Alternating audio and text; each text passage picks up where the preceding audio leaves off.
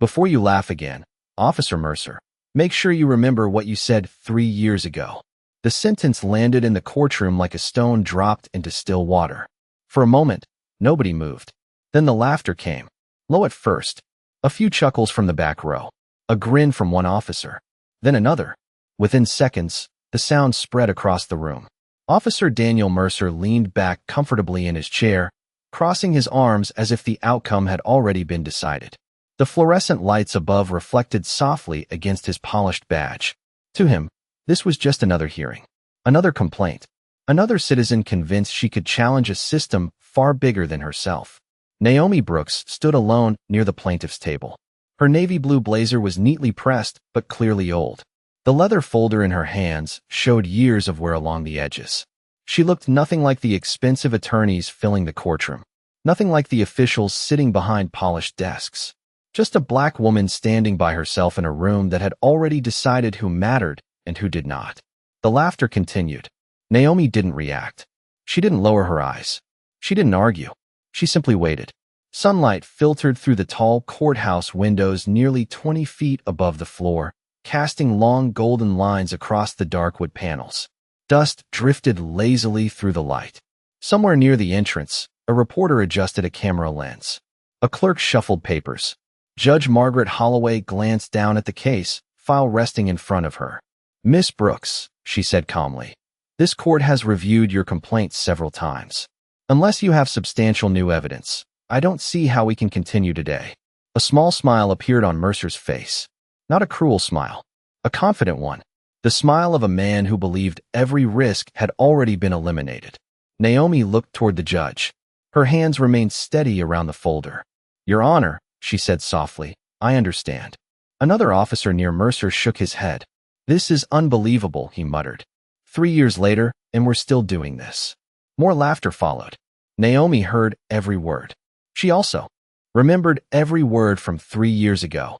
She remembered the phone call. She remembered the closed doors. She remembered being told there was nothing left to investigate. Most people would have stopped there. Most people would have accepted the official story and tried to move on. Naomi couldn't. For 3 years, every evening after work, after helping her son finish homework, after the dishes were done and the apartment finally fell quiet, she sat at a small kitchen table beneath a flickering light and studied records, reports, and court procedures. She learned how to request documents. She learned how evidence disappeared. She learned how silence worked. Piece by piece, she built something nobody expected her to build. Across the courtroom, Mercer glanced at his watch. The motion was small, almost invisible. But Naomi noticed. So did Judge Holloway. The room felt different now. The laughter had begun to fade. Not because anyone believed Naomi was about to win. Because something about her calmness didn't fit the story they had created for her. People who lose usually look defeated. Naomi looked patient. And patience made people nervous. She slowly placed her worn folder onto the table and opened it. Inside sat a single small digital recorder. The sight of it caused the first real crack in Mercer's expression. It lasted less than a second. But it was there. Naomi saw it. The judge saw it. And suddenly, the room no longer felt quite so certain. The digital recorder sat on the table between Naomi Brooks and the people who had spent years telling her she was wrong. Nobody spoke. The steady hum of the courthouse ventilation system suddenly seemed louder than before. Judge Margaret Holloway lowered her eyes toward the recorder and then back to Naomi. The older woman had presided over hundreds of hearings, yet something about this moment felt different. Naomi could see it in the judge's face. It was not belief. Not yet. It was curiosity. And curiosity was something Naomi had been trying to earn for 3 years. Outside the courthouse, traffic rolled through downtown streets beneath a bright spring sky. Inside, time felt frozen. Officer Daniel Mercer finally shifted. In his chair, the confidence that had seemed effortless a few minutes earlier now looked slightly forced. His fingers tapped once against the polished wood beside him. Then they stopped. Naomi remembered the first time she had seen that same nervous habit. 3 years ago, back when she still believed answers would come easily. Back when she thought telling the truth was enough. She had been standing in a municipal records office on a rainy Thursday afternoon. Her brother's file sat on a metal counter under harsh fluorescent lights. The report was only 6 pages long. 6 pages to summarize an entire life. 6 pages that somehow answered everything while explaining nothing. Naomi remembered reading every line over and over. Dates, signatures, official language, missing details, missing witnesses, missing questions. She had walked out carrying copies and a growing feeling she could not explain. Something was wrong. Everyone told her grief was making her suspicious. Friends urged her to let go. Coworkers avoided the subject altogether. Even family members gently suggested that moving forward might be healthier than searching for answers that probably did not exist. But Naomi had never been able to ignore loose threads. She worked as a records clerk for the city. Every day she filed reports, archived documents, and organized information. She knew how paper trails worked. More importantly, she knew when pieces were missing. So she started looking. At first it was simple. Public records requests, archived meeting notes, internal department policies. Then it became evenings at the public library, weekends reading legal guides, late nights highlighting documents while her coffee grew cold beside her. Month after month, she gathered fragments. Most led nowhere. Some ended in dead ends. A few disappeared entirely. Yet every time she felt ready to quit, another small inconsistency appeared. Another unexplained gap. Another unanswered question. Across the courtroom, a young reporter watched Naomi carefully. He had expected a routine hearing. Now he found himself scribbling notes faster than before. Something about her persistence was beginning to reshape the room. Not because she had presented evidence yet. Because people were starting to wonder how a woman with no law degree, no political connections, and no financial backing had managed to keep going this long. Judge Holloway folded her hands together. "Miss Brooks," she said quietly, "before we proceed, I want to understand something. Why did you continue pursuing this case after all these years?" Naomi looked toward the sunlight stretching across the courtroom floor. Dust drifted through the golden beams. For a moment her expression softened. "Because every time I looked for answers," she said, "I found another reason to keep asking questions." Nobody laughed this time. Even Officer Mercer remained silent. And for the first time that morning, the room seemed willing to listen. The silence that followed Naomi's answer settled over the courtroom like a heavy curtain. Judge Margaret Holloway studied her for several seconds before looking down at the digital recorder resting on the table. Across the room, Officer Daniel Mercer adjusted his tie and shifted in his seat again. The movement was small, but it was enough. Naomi had spent years studying documents, statements, and courtroom transcripts. She had learned that people often revealed more through discomfort than through words. The judge turned a page in the case file. The faint sound echoed through the room. "Miss Brooks," she said, "you have indicated that this recorder contains evidence connected to your claim. Before we listen to it, explain how it came into your possession." Naomi nodded. Her heartbeat remained steady. She had imagined this moment hundreds of times while sitting at her kitchen table after midnight. She remembered the stacks of papers, the cold coffee, the yellow legal pads filled with notes. She remembered wondering whether any of it would matter. Now every late night seemed to be leading here. 6 months ago, Naomi began. The city approved the transfer of old records from a storage facility scheduled for renovation. During that process, several boxes were marked for disposal. A few reporters immediately started writing. Naomi continued. One of those boxes contained archived materials connected to internal administrative reviews. The recorder was inside an evidence envelope that had never been cataloged properly. Judge Holloway looked up. "You are saying this item remained in storage for years?" "Yes, Your Honor." Mercer leaned forward. "That proves nothing." His voice was calm, but it carried a sharp edge that had not been there earlier. Naomi looked toward him. "I agree. By itself, it proves nothing." The answer seemed to catch him off guard. For the first time that morning, she was not arguing. She was simply stating facts. The distinction mattered. Sunlight continued moving slowly across the floorboards. The bright line that had rested near the jury box now stretched toward the center aisle. Time was passing, and with every minute the atmosphere in the room felt less predictable. Naomi opened her folder again. Inside were neatly organized documents separated by colored tabs. Every page had notes. Every note had dates. Every date had supporting records. The reporters noticed. The judge noticed. Even Mercer noticed. This was not the work of someone chasing a rumor. This was the work of someone who had spent years refusing to quit. A younger officer seated behind Mercer exchanged a glance with a colleague. Neither smiled anymore. Naomi removed a single sheet of paper and placed it before the judge. "This is the chain of custody report I obtained through public records requests," she said. "You will notice a gap of 11 months where no supervising signature appears." Judge Holloway examined the page carefully. Her expression tightened. "That is unusual." "Yes, Your Honor." Mercer immediately stood. "There are administrative explanations for missing signatures." "Perhaps," Naomi replied. "That is exactly why I kept searching." The room grew quiet again. Outside, distant sirens drifted through the city streets before fading into the background. Inside, every eye remained fixed on the woman standing alone at the plaintiff's table. Judge Holloway slowly placed the document beside the recorder. Then she folded her hands together. "Very well," she said. "I believe it is time we hear what is on that recording." For the first time all morning, Naomi noticed something she had never expected to see. A faint trace of concern crossed Daniel Mercer's face. Nobody moved. The courtroom seemed to hold its breath as Judge Margaret Holloway reached toward the digital recorder. The small device looked ordinary resting on the polished wood surface, yet it carried a weight that seemed to fill the entire room. Naomi Brooks stood quietly beside the table. She had imagined this moment so many times that it almost felt unreal now that it had arrived. Across the room, Daniel Mercer kept his eyes fixed on the recorder. The concern that had appeared on his face moments earlier vanished behind a practiced expression of calm professionalism. But Naomi noticed something else. His shoulders were no longer relaxed.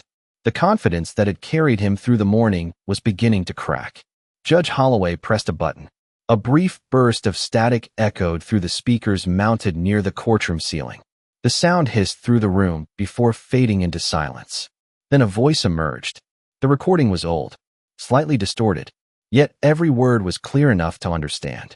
Several heads immediately turned toward Mercer. The voice sounded remarkably familiar. A reporter near the front row stopped writing altogether. Another slowly lowered her pen and listened. The recording continued. Discussion, procedures, internal conversations, references to reports and documentation. Nothing explosive at first, nothing dramatic.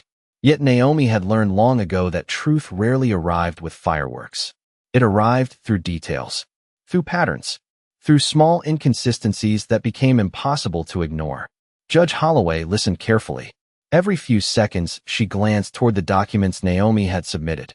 The dates matched. The references matched. The timeline matched. Mercer finally stood. "Your Honor, I object to the authenticity of this material." His voice was controlled, but it carried an urgency that had been absent earlier. The judge raised a hand. "You will have an opportunity to challenge the evidence." Mercer sat down again. Slowly, the room returned to silence. Naomi could hear the faint ticking of the clock mounted on the back wall. She remembered hearing a similar clock years earlier while waiting in a government office for answers that never came. Back then, she had believed someone else would uncover the truth. Someone with authority. Someone with resources. Someone important.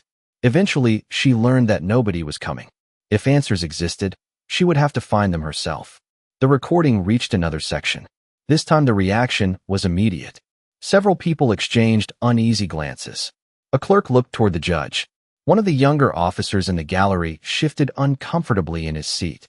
The atmosphere inside the courtroom changed. Not because anyone had reached a conclusion, because uncertainty had entered the room. And uncertainty was dangerous to people who depended on unquestioned assumptions. Naomi remained still. She knew better than to celebrate. 3 years of searching had taught her patience. One document was not enough. One recording was not enough. One hearing was not enough. Truth required persistence. The recording ended with a soft click. Silence followed. Long, heavy. Judge Holloway folded her hands together and looked directly at Mercer. Then she looked at Naomi.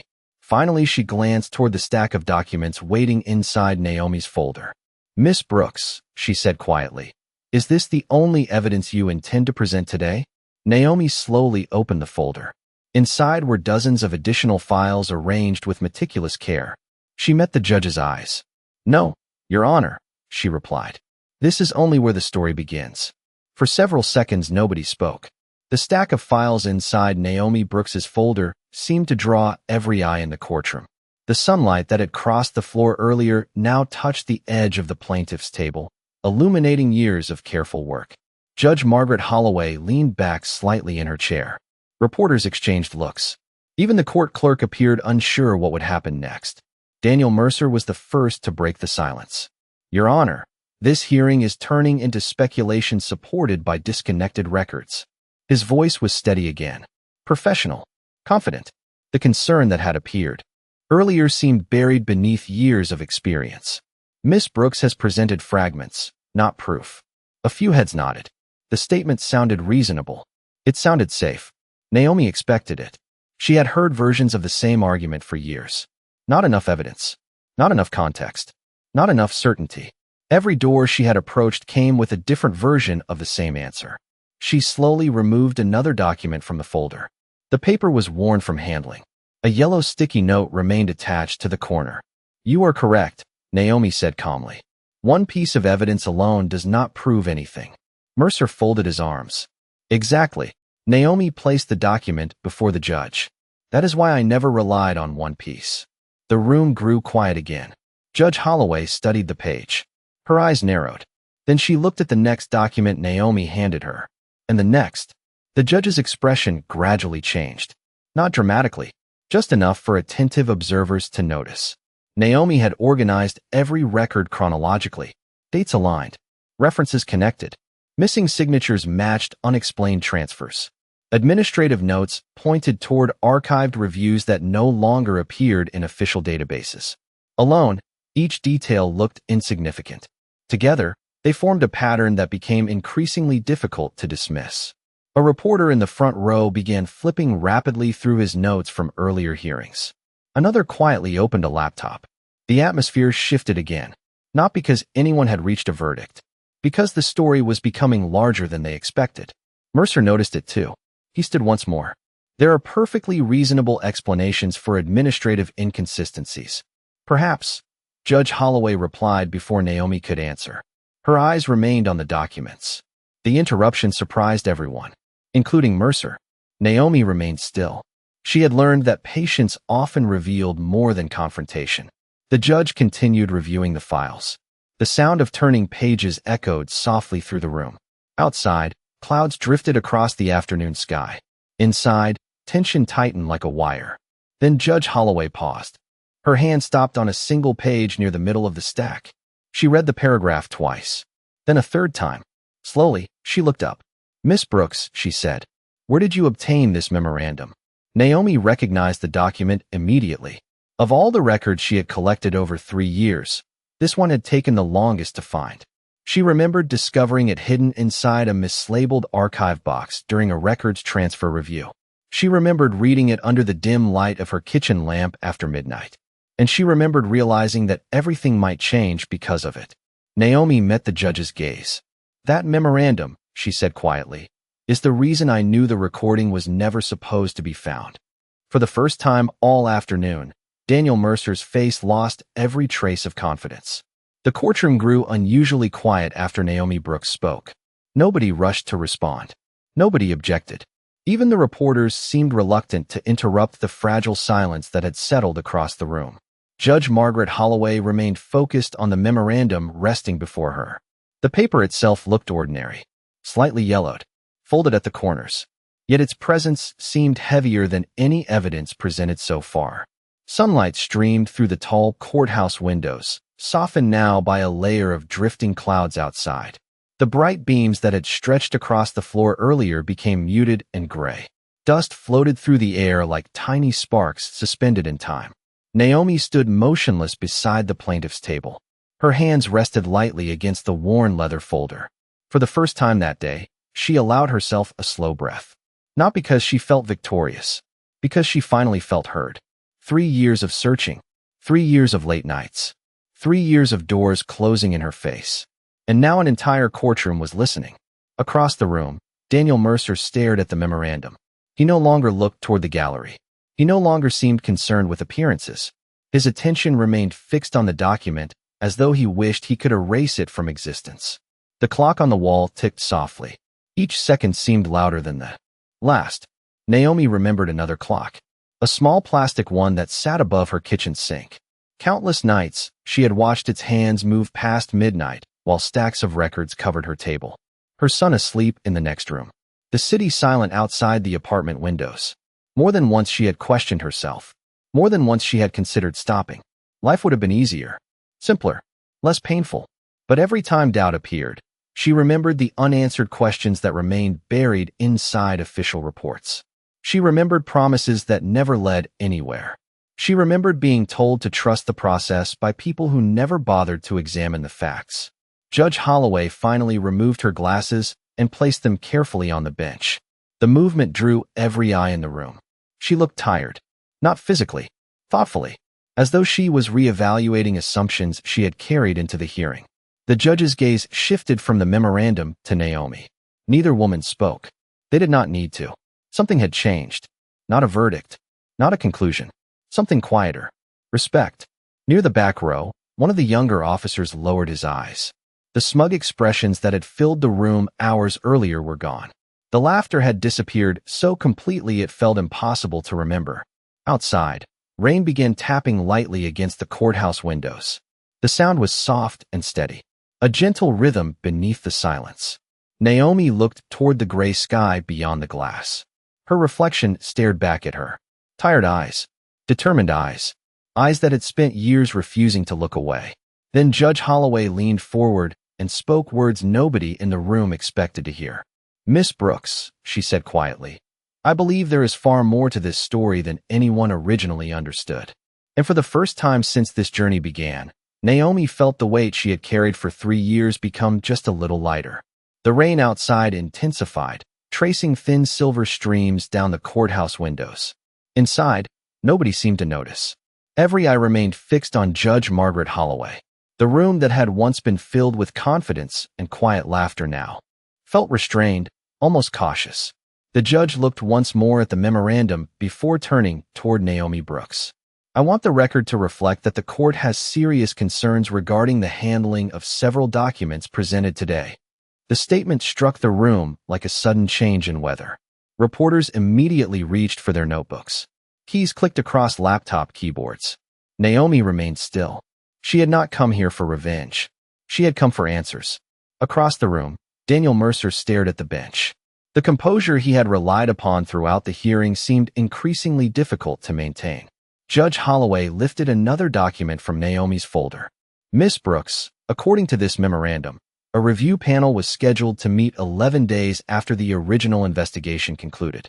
Yet every official record indicates that meeting never occurred." Naomi nodded. "That is correct, Your Honor. And according to this internal communication, the cancellation was ordered less than 2 hours before the meeting was supposed to begin." "Yes, Your Honor." A murmur moved through the gallery. The judge raised her hand and silence immediately returned. Then she turned toward Mercer. "Officer Mercer, were you aware of this review panel?" Mercer hesitated. It was brief, less than a second, yet everyone saw it. "I do not recall the specific meeting," he answered. The response sounded careful. Too careful. Judge Holloway lowered her eyes to the memorandum again. Interesting. The single word carried more weight than an entire speech. Naomi could feel the atmosphere changing. Not dramatically, gradually, like dawn replacing darkness 1 inch at a time. For years she had been treated as though her questions were unreasonable. Yet now those same questions were being repeated by the court itself. The difference was impossible to ignore. The judge reached toward the stack of exhibits and removed a sealed envelope Naomi had submitted earlier that morning. The paper crackled softly as it opened. Several people leaned forward in their seats. Naomi knew what was inside. She had discovered it only 3 weeks earlier after months of searching through archive correspondence. Judge Holloway unfolded the contents and began reading silently. Her expression hardened. Then she read it again, slowly, carefully.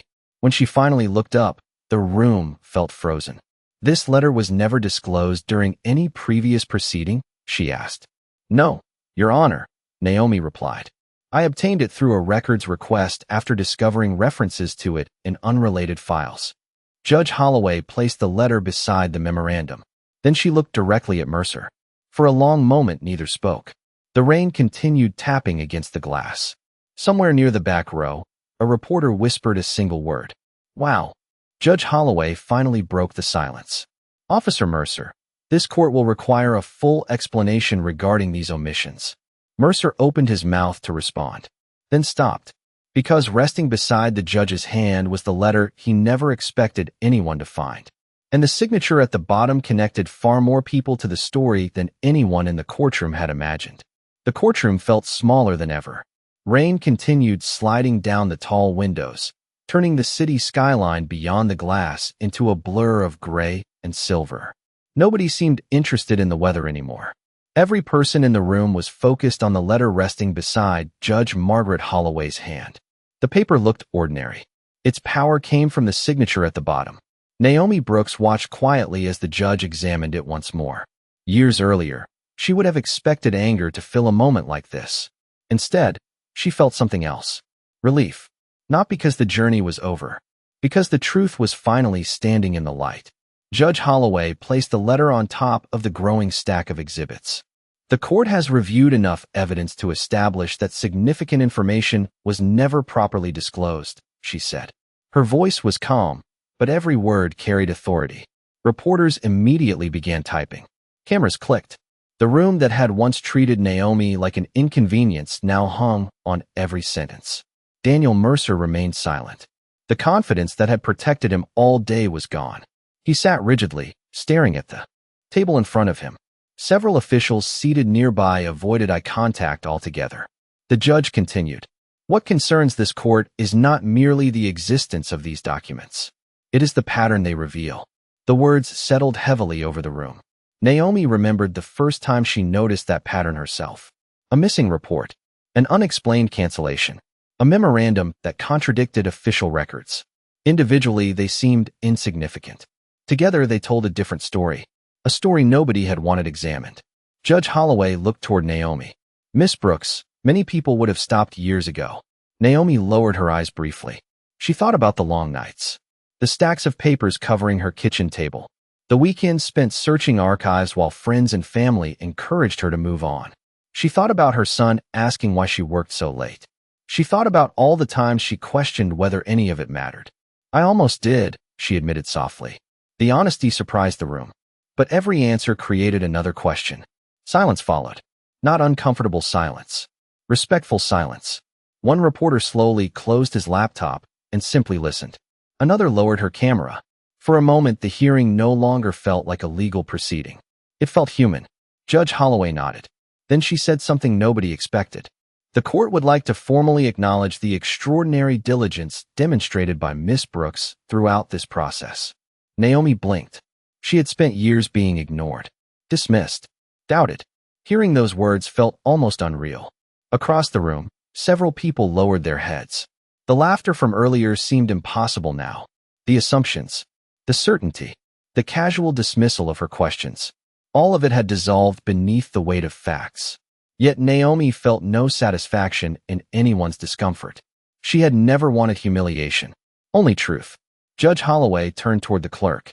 I am ordering an expanded review of all materials connected to this matter. A ripple moved through the gallery. Reporters exchanged stunned looks. But before anyone could react further, the judge picked up one final document from the evidence stack. Her eyes narrowed. Then she looked directly at Naomi. There is one more name in these records, she said quietly. And based on what I am seeing, that individual may be more important than anyone currently realizes. The room remained silent after Judge Margaret Holloway spoke. The rain that had covered the courthouse windows for most of the afternoon was beginning to fade. Thin streams of water slid slowly down the glass as patches of sunlight started breaking through the clouds beyond the city skyline. Naomi Brooks stood quietly beside the evidence table. She no longer felt the tension that had followed her into the courtroom that morning. In its place was something calmer, something steadier. Judge Holloway lifted the final document and glanced once more at the signature near the bottom of the page.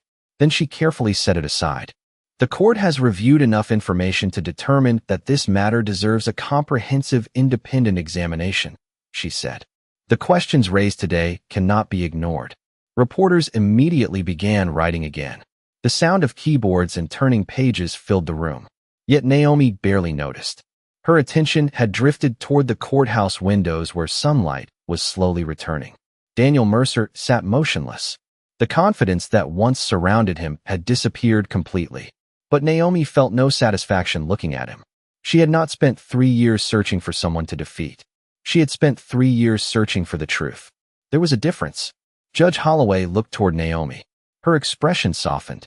Miss Brooks, your persistence brought important information to light. Regardless of where future reviews lead, this court recognizes the effort required to uncover what others overlooked. Naomi lowered her eyes for a moment. The words settled heavily in her chest. She thought about every late night at her kitchen table, every records request, every unanswered phone call, every time someone suggested she should simply let the past go. None of those people were here now. But the work remained. The truth remained. And finally, someone had listened. The judge adjourned the hearing. Chairs shifted. Conversations began. Reporters hurried toward the hallway. Officials gathered documents. The room that had been frozen in tension slowly returned to motion. Yet Naomi stayed where she was for a few extra seconds. She reached into her folder and removed a small photograph. The edges were worn from years of handling. It showed her and her younger brother standing together outside a neighborhood basketball court on a bright summer afternoon. Both were smiling. Both were looking directly at the camera. Naomi studied the picture quietly. Then she smiled too. Not because everything had been fixed. Not because every answer had been found. But because the silence surrounding his story had finally been broken. A gentle warmth filled the courtroom as sunlight spilled through the tall windows and stretched across the polished wooden floor. Naomi slipped the photograph back into her folder and turned toward the exit. As she walked down the center aisle, nobody laughed. Nobody dismissed her. Nobody looked away. People simply watched. Some with curiosity. Some with respect. Some with quiet reflection. Outside the courthouse, the rain had stopped completely. Fresh air carried the scent of wet pavement and spring leaves. The clouds continued drifting east while sunlight illuminated the city streets. Naomi stepped onto the stone courthouse stairs and paused. The breeze brushed softly against her face. For a moment, she closed her eyes and listened. Not to reporters, not to traffic, not to voices, just to the stillness. 3 years earlier, she had entered this journey carrying questions nobody wanted to hear. Today, she walked away knowing something far more important. Truth does not always arrive quickly. Sometimes it moves one document at a time, one question at a time, one courageous step at a time. Naomi opened her eyes, adjusted the worn leather folder beneath her arm, and continued down the steps. Behind her stood a courthouse.